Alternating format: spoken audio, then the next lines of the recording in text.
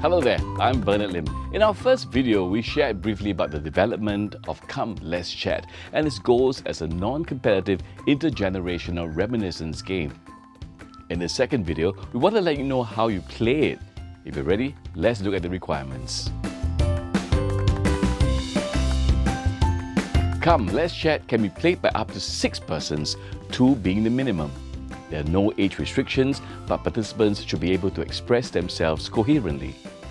Each session should be led by a facilitator who will guide the participants along and assist players with game progress. A facilitator is someone who can guide this group through the game. He or she should be familiar with its mechanics and be able to manage time, the flow of conversations, and group dynamics. Last but not least, you want a comfortable space large enough for the group to relax and stretch. Having a table in that space is recommended. We will share 2 ways to play Come Let's Chat. Before diving into the details for Method 1, let's go through the game's components. Inside the game's carrier, you'll find a drawstring pouch containing a variety of coloured parts, a deck of activity cards, visual cards, and an instructional manual. You may also want to prepare some paper and drawing material like markers or crayons. It's always a good idea for the session's facilitator to brief players about the game's mechanics, how the game is played, how the game ends, and what players need to do for a fun and meaningful session.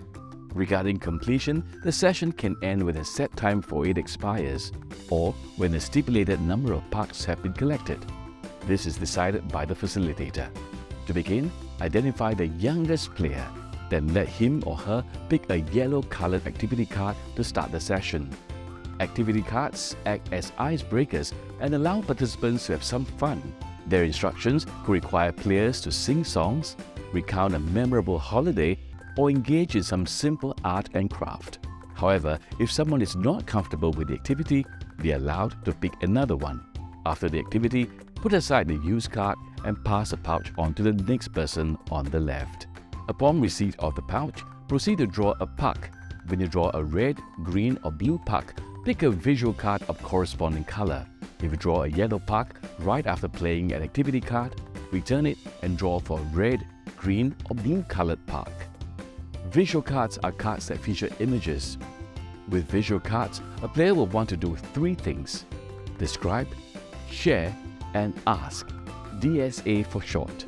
Describe, share, and ask can be a useful framework for helping kickstart a conversation or with lending it structure. First, describe the visual.